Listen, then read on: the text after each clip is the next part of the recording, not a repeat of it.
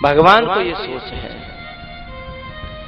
एक सखा गया तोक नाम का, उसने कहा कनुआ चल खेलेंगे, लेकिन उसकी बात सुनकर के भगवान की आंखें भर आई। इस बेचारे को पता नहीं है अभी कि कल मेरा और इसका वियोग हो जाएगा, बिछो हो जाएगा, दूर दूर हो जाएंगे। कल के बाद ये मुझसे मिल न सकेगा और आज ये खेलने की कह रहा है। रात को हमारे पंडाल में फूलों की होली हुई, क्या जैसे बैकुंठ उतर आया हो। हाँ, बैकुंठ उतर आया। जैसे दिन में भी ये रंग बिरंगे हैं, जैसे कितने पंछी यहाँ आकर के, या बैकुंठ, बैकुंठ तो कुछ भी नहीं, स्वर्ग भी कुछ भी नहीं है। ऐसा आनंद जो रस बरस रहो सत्संग में, तीनों लोकन हुमे ना। लेकिन कल से ही कुछ व्यक्तियों का रोना चालू है। बोले कल से मन कैसे लगेगा? तो मैं तो आपके साथ मात्र 8 दिन रहा हूं, भगवान तो 11.5 वर्ष ब्रज में रहे, 11.5 वर्ष। और वो भगवान कहां, हम पामर जीव, वो परमात्मा, वो प्रेम का अवतार। उन गोपियों की क्या हालत हुई होगी, उन ग्वाल वालों की। परमात्मा सोच रहे क्या होगा इनका। तो जैसे ही उस सखा था ना भगवान का, उसने कहा कि चल खेलने।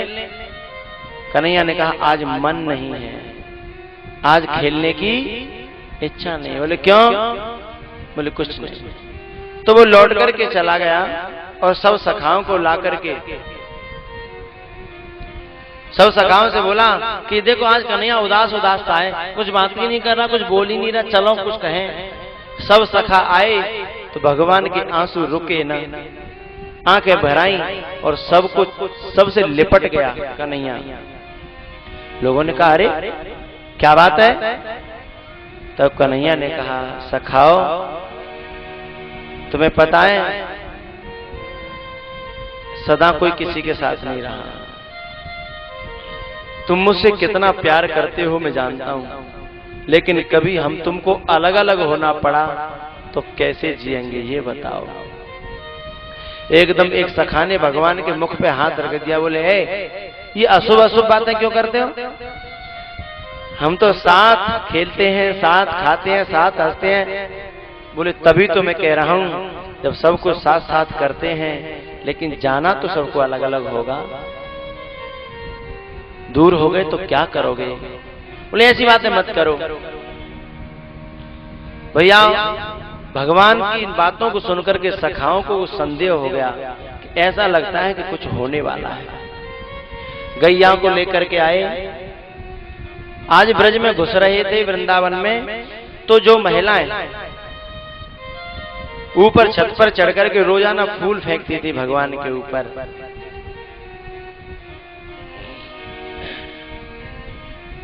भगवान उनकी ओर ऊपर देखते थे तो खुश हो जाती थी कि भगवान ने हमको देखा। पता है मुझे तिरछी नजर से देखा था। बोले मेरी ओर जो है ना वो अंगूठा दिखा रहा था, पता है मेरी तरफ उसने मुस्कुराया। ऐसे सब चर्चा करती थी फिर। लेकिन आज वो किसी को देखना नहीं चाहता, क्योंकि जिसको देखता है उसे देख करके रोना आता कि ये कल छूट जाएगी, ये सब यहीं रह जाएंगे और मुझे आगे जाना होगा। जैसे कोई बेटी की शादी होती है ना, तो वो सजती है, धजती है, सब काम करती है, लेकिन घर की वस्तुओं को, चाची ताइयों को, अपनी सगी सहेलियों को देख करके उसे रोना आता है कि ये सब छूट जाएंगे, अब ये सब पराया हो जाएगा, पता नहीं फिर कभी इन सखियों से मिलूंगी कि नहीं मिलूंगी। उसे रोना आता है अपने घर की वस्तुओं को, ये कमरा मेरा था, ये मेरे खिलौने, ये मेरी किताबें, ये मेरा सब छूट जाता है। तो लेकिन उसको देख देख के उसे रोना आता कि सब छूट जाएगा। ऐसे ही भगवान को बार बार आंखें भर आती हैं भगवान की कि ये सब छूट जाएगा, मेरी गैया, मेरे बछड़ा। पता है पीतांबर ऐसे करके फहराते थे भगवान, और पूरी गैया दौड़ी चली आती थी, सब गाय भगवान के पीछे पीछे पीछे पीछे। उन गायों को छोड़ के जाना है। आज आज भगवान किसी गोपी की ओर देख नहीं रहे, वो फूल फेंक रही हैं, दर्शन के लिए खड़ी हैं। एक बात बताऊं, आज ये तुम्हारा नवा मील भी वृंदावन से बिल्कुल कम नहीं है। यहां भी वही कथा, वही चर्चा, उसी के गीत, उसी के भजन। और पता है, कल शाम को तो हम गांव में परिक्रमा लगाने के लिए गए थे सबके साथ, तो गलियों में भीड़ लगी फूल ले लेकर के हैं, कोई छत से, कोई गेट से, कोई दरवाजे से, कोई दीवार पर चढ़ करके। कैसा लग रहा था, कितना सुंदर। लेकिन आज के बाद कैसा लगेगा यहाँ? आप लोग आओ, कोई नहीं आएगा। इस जगह को देख करके रोना आएगा। जहां भगवान की कथा आ जाती है वहां आनंद आ जाता है, और जहां भगवान आ जाए तो जाने क्या हो जाए। भैया, भगवान को देख देख के सबको रोना आता है। जाकर के गाय बाड़े में बंद करी, अक्रूर जी से मिले और बोले, काका तुम लेने आए हो मुझे तो पता है, पर मेरी मैया को मत बताना अभी, नहीं रात्रि में रो रो के बुरा हाल कर देगी वो। ठीक है साहब, लेकिन बात कोई छुपती है क्या? हैं? बात तो कोई छुपती नहीं है। ब्रज में बात फैल गई कि कन्हैया तो अब हमेशा हमेशा के लिए ब्रज को छोड़ करके जा रहा है। सब ब्रजवासी, गोपियां, ग्वालवाल सब आ गए इकट्ठे द्वार पर और रोने लगे। गोपियों ने ग्वालवालों से कहा कि कन्हैया से जाके पूछो कि हम पे ऐसी कौन सी गलती है गई है, कौन सी कमी है गई है, सेवा में क्या अभाव है जो हमें छोड़ करके वो जा रहा है, जरा पूछो तो सही उससे। ग्वालवाल सब कर्रा जी करके गए भगवान के पास। भगवान, रात हो गई, अपने कमरे में बैठे थे। जैसे ग्वालवाल आए, सबसे लिपट करके भगवान रो पड़े कि सखाओ, मैं तुम्हारे संग खेलो कूदो, लड़ाई झगड़े करे, कभी रूठे कभी मनाया, उन सब बातों को हृदय में मत रखना भैया, आखिर जाना तो सभी को है। कर मन सो मिलिवो भयो, कर्म ही तो बिछुड़ा। भैया मेरा तुम्हारा भी कोई कर्म है किसी जन्म का, मिलने का, अपनेपन का। 9 दिन पहले, 10 दिन पहले आप में ऐसे सैकड़ों लोग होंगे जिन्होंने मुझे देखा नहीं था, लेकिन अब शायद उनको मेरे बिछुड़ने से दुख होता होगा, उन्हें बिल्कुल अपना लगता होगा, जैसे बिल्कुल अपने हैं। मेरा तुम्हारा भी कोई कर्म है, लेकिन आज तक का कर्म तो शरीर का संयोग है, लेकिन मन का संयोग तो हमेशा रहेगा। तन से भले ही दूरियां हो जाएं, मन से दूरियां नहीं होती। कर मन सो मिलिवो भयो। ऐसी ऐसी बेटियां और ऐसे ऐसे बालक बैठे हैं इसमें, जिनके माँ बाप काम की कहें कि नहीं काम कर ला 1 किलोमीटर से, तो वे जाते नहीं हैं और कथा सुनने के लिए न जाने कितने कितने किलोमीटरों से नंगे पांव तक आए हैं, पैदल पैदल आए हैं। उनके माँ बाप हैरान हैं कि हमारा तो एक काम नहीं करता, और कथा में हमारा काम हम कहेंगे तो बोले मोटरसाइकिल चाहिए, और कथा के लिए से कुछ नहीं चाहिए, रोटी मत तो कथा में भाग जाता है। तो मेरा तुम्हारा कोई संबंध है, कोई रिश्ता है पुराना, सब अपने से लगते हैं मुझे, बिल्कुल अपने से हैं। जिन्होंने ये कथा कराई, इन 4 भाइयों को मैं कहां जानता था। इन्होंने ऐसी सेवा है जैसे कोई अपने बाप की करता, सभी लोगों ने मिलकर के। तो कर मन सो मिलिवो भयो, कर्म ही तो बिछुड़ा। कन्हैया ने अपने सब सखाओं को समझाया और आंसू पहुंचे। सखाओ फिर मिलेंगे, क्यों घबराते हो, कोई मर थोड़ी ही रहे हैं। कर मन सो मिलिवो भयो, कर्म ही तो बिछुड़ा। रे पागल कर्म संभार ले, आंसू काहे बहा।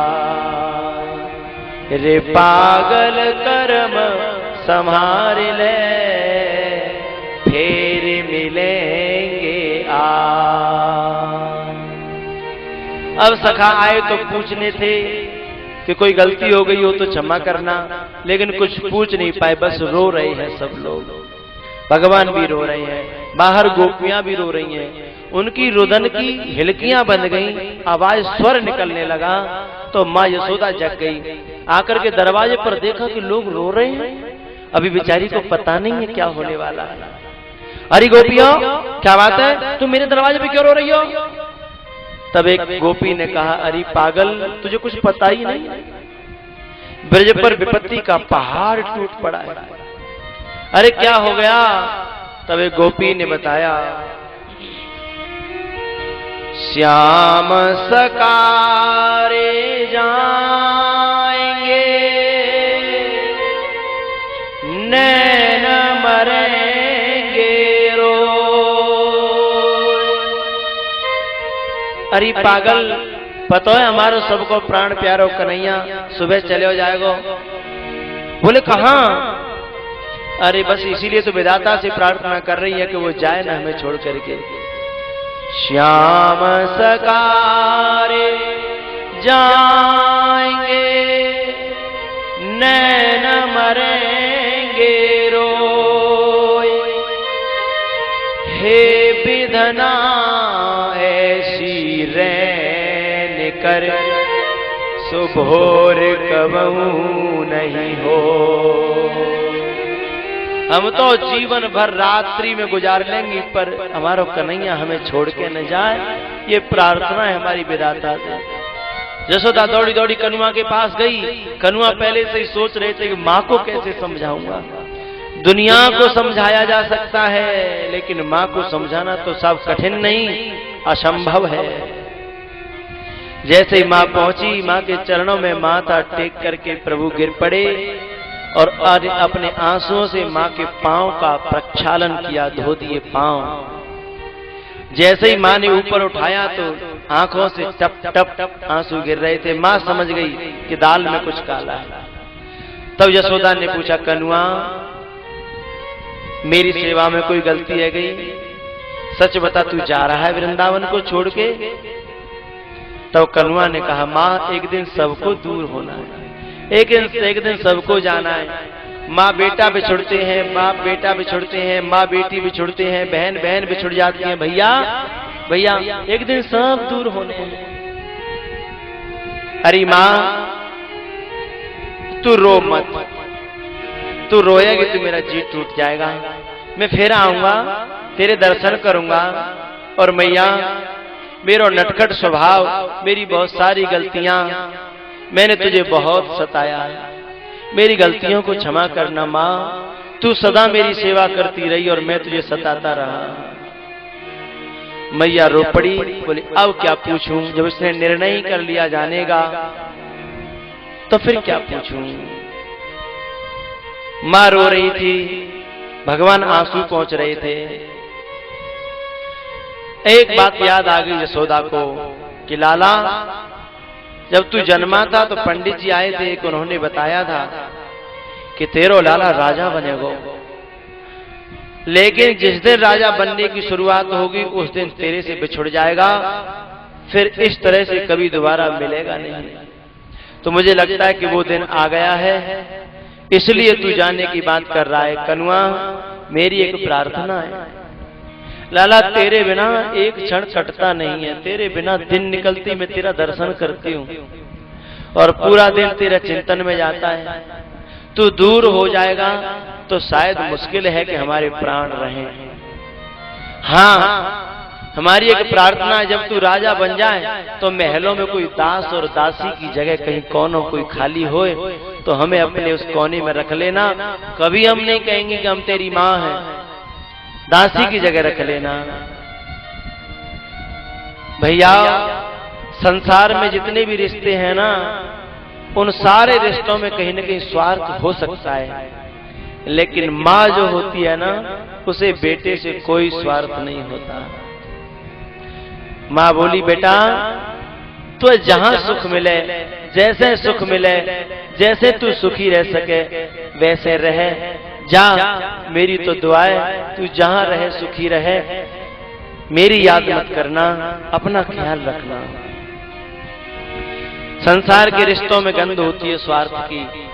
जैसे कोई बेटा नौकरी पे रहता हो और यदि वो फोन करे कि माँ मुझे छुट्टी मिल गई है, मैं आ रहा हूं, तो माँ कितना खुश होती है। अपने घर वालों को सबको पूछा कि मैं छुट्टी लेके आ रहा हूं, बोलो क्या लाऊं, तो बहन बता देगी ये ले आना, पत्नी बता देगी ये ले आना, भैया बता देंगे, सब बता देंगे। लेकिन जब फोन माँ के कान पे जाता है और वो पूछता है कि माँ मैं तेरे लिए क्या लाऊं बता, तो माँ कहती है तू आजा, तेरे सिवाय मुझे और कुछ नहीं चाहिए। तू आ जाएगा तो मुझे सारे संसार की दौलत मिल जाएगी, लेकिन ये बता कि मैं तेरे लिए बना के क्या रखूं, क्या खाएगा तू बता। किसी ने नहीं पूछा कि तू खाएगा क्या, किसी ने नहीं कहा कि तू आजा ये सामान ले आना, वो ले आना। कितना निर्मल और पावन है माँ बेटे का नाता, 9 मास गर्भ में धरती उस माँ को शीश झुकाता। भगवान ने कहा मैया अब तू सो जा, सुबह जैसा होगा तैसा देखेंगे। अब भैया माँ को कहीं नींद आएगी, भगवान अपने कमरे में आके लेट गई। मैया थोड़ी देर बाद फिर आ गई, माथे को सहलाने लगी, कभी चूमती है, कभी सहलाती है, कभी दर्शन करती है, कभी बालों में हाथ डालती है। आखिर जगाई दिया और उसे देख रही है। सुबह नहलाया धुलाया श्रृंगार किया, लेकिन रो रो करके पता नहीं कब मिलेगा।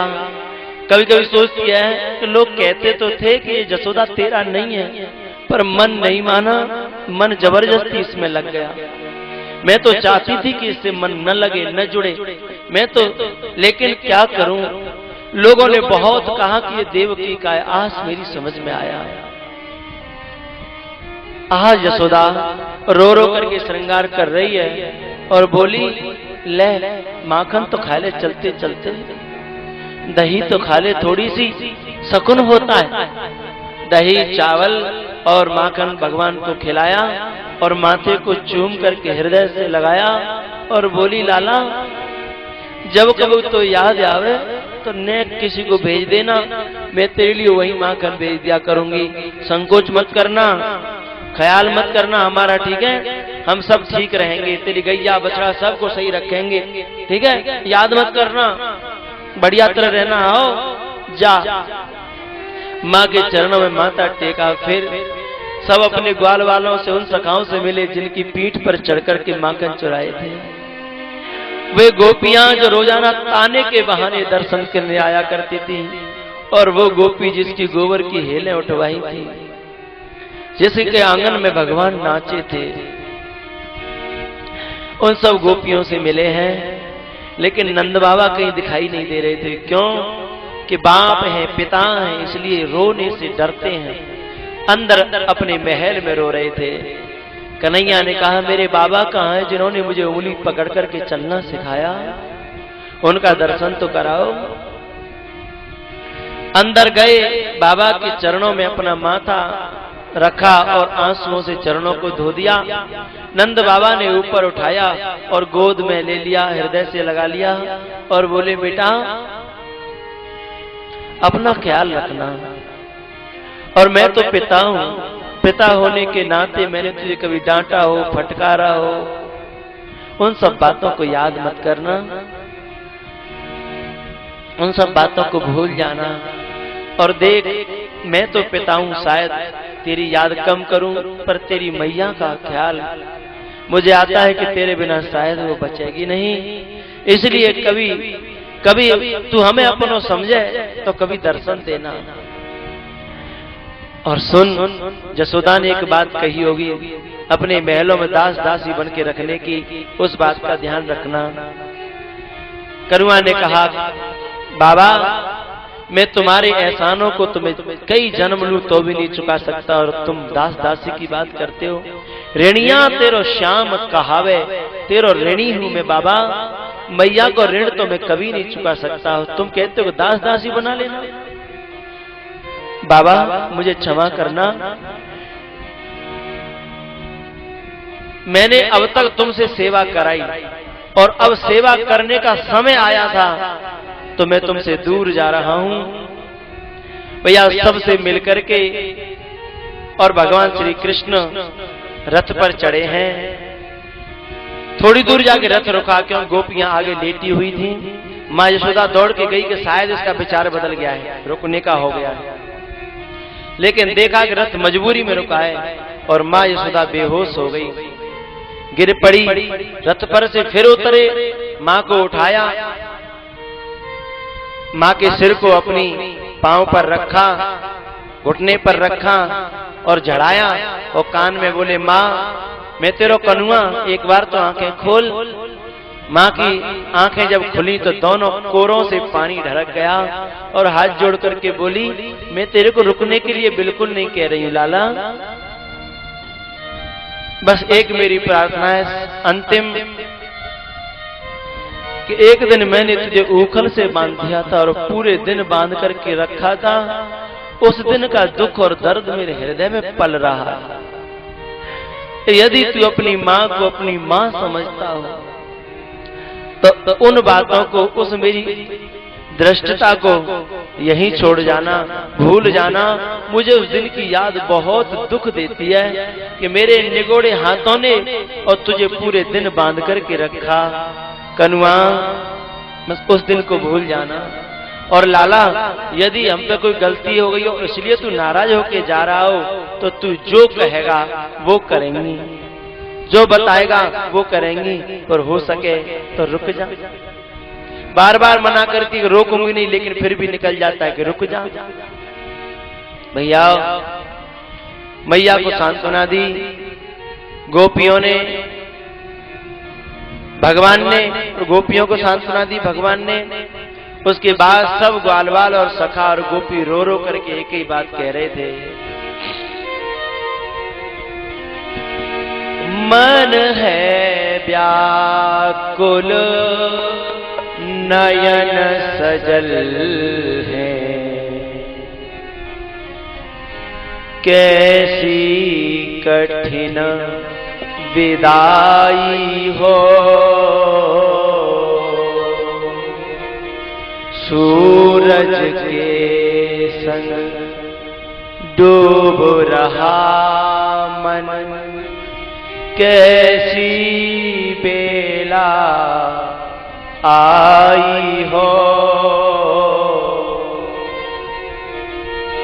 वो कृष्ण की बात, वो कृष्ण की लीला, जाए ना बिसराई हो,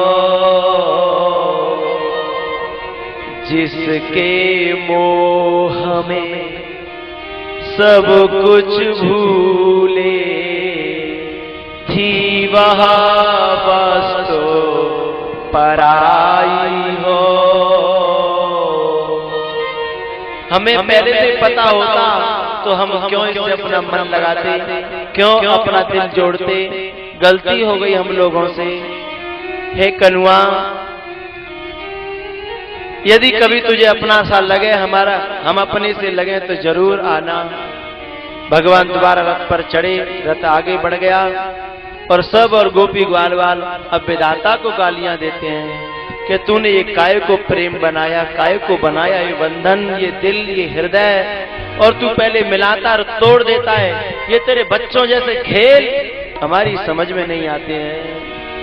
कृष्ण का जिसदम गमन मथुरा की तरफ होने लगा, धरती का सीना फट गया और आसमां रोने लगा। गम भरी ये बात है, हर एक गम सहने लगा। रो रो के सारा नगर फिर इस तरह कहने लगा। एक दिन मिलके बिछड़ जाए, एक दिन मिलके बिछड़ जाए, एक दिन किसने बनाई ये रीत रे, अपने पराए हो जाए एक दिन, कैसी ये दुनिया की रीत रे, रीत रे।